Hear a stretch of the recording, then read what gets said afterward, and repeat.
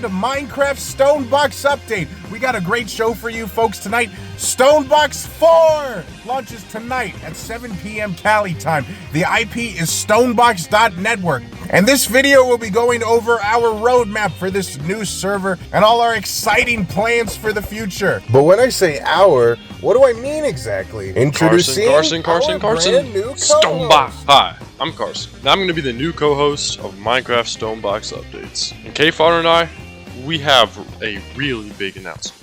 You see, guys, I'm tired of slaving away day after day, making uploads constantly. And plus, videos like this aren't super well at covering things. They're not really in-depth.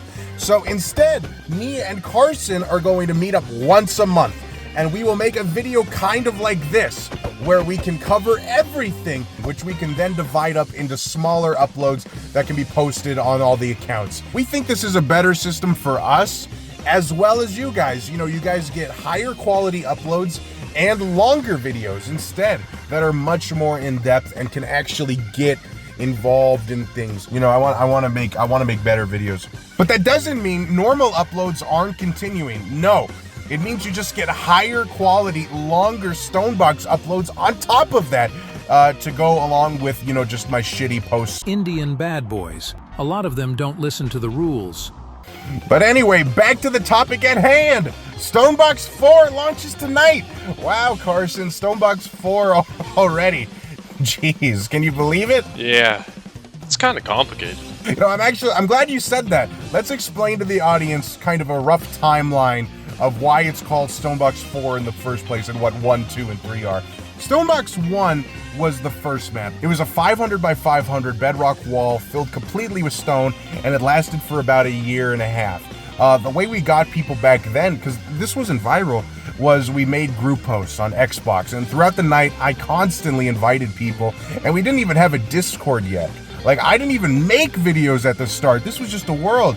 But over time, we eventually started getting regulars, and a community started forming, and that lasted for, like I said, a year and a half. So eventually, it was summer of 2024. I was going to college in New York, and I had to come back to California, and I decided not to bring my Xbox with me because I didn't want it. But then I got the craving. I wanted to play Stonebox, and I made a new infinite map, and that was Stonebox 2, and that was on my laptop, and that went for about maybe a year and a half. That went for 2 years.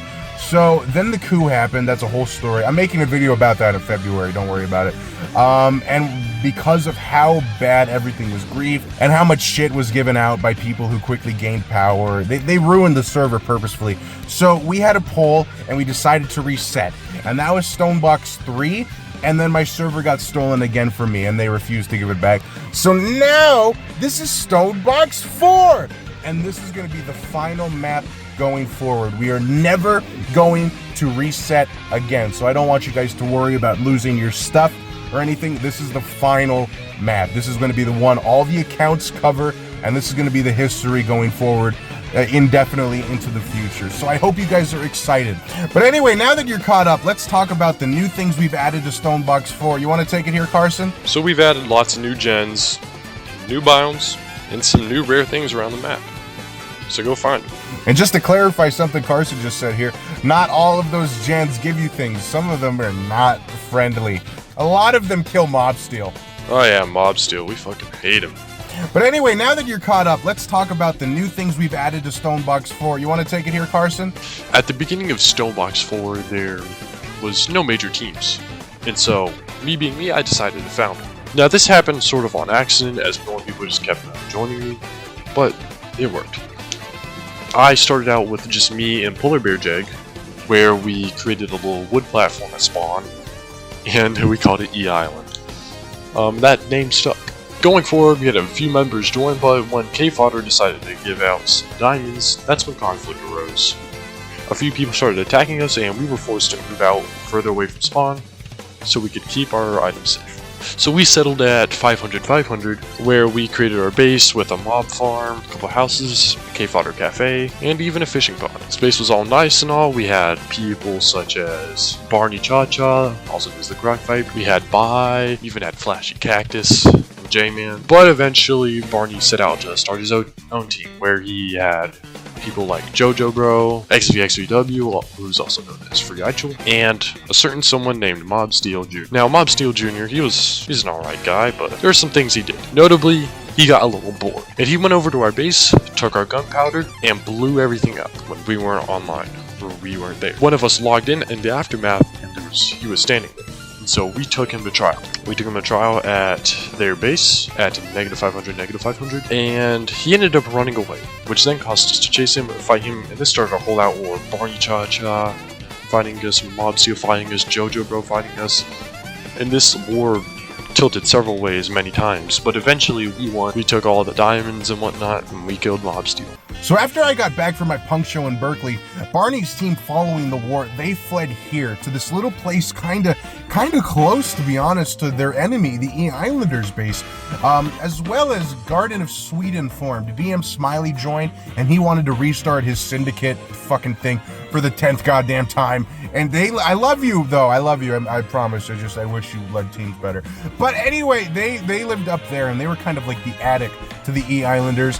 Barney's team was over the side, and for some reason the E Islanders just kind of completely shit the bed. A couple of them later on moved super far out, but they dwindled down to like 1 or 2 people, and then they just died and they quit, which is a shame because I really liked their base when it first started.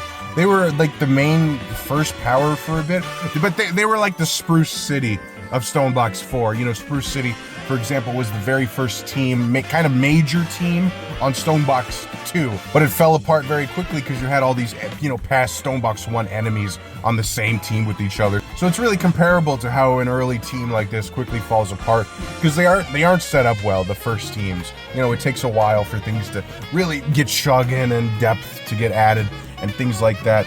But anyway, Barney's team off the side, they kept getting raided by people. They built a railway going to the E Islanders base, which that base was connected with a big tunnel going to spawn.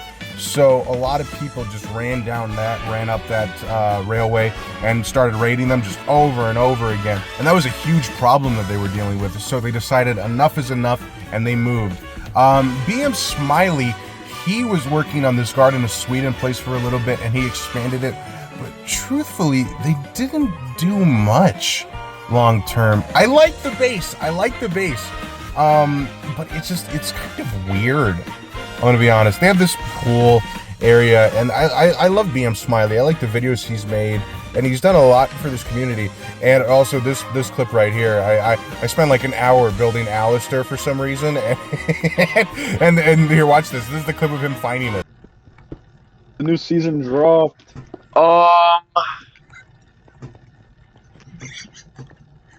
Is this shit fucking... Did you just build this, like, casually? It was just kind of funny. But truthfully, this place just didn't do much, which is a shame because I know BM Smiley could do so much more in this community.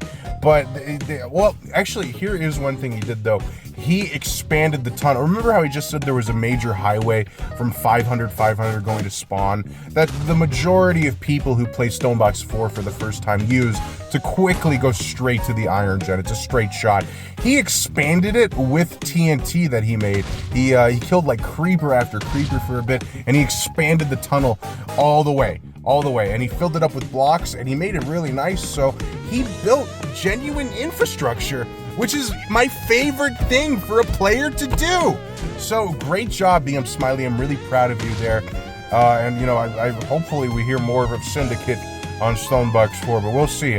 But anyway, back to Barney's team. They fled to this place and founded Shrim's capital.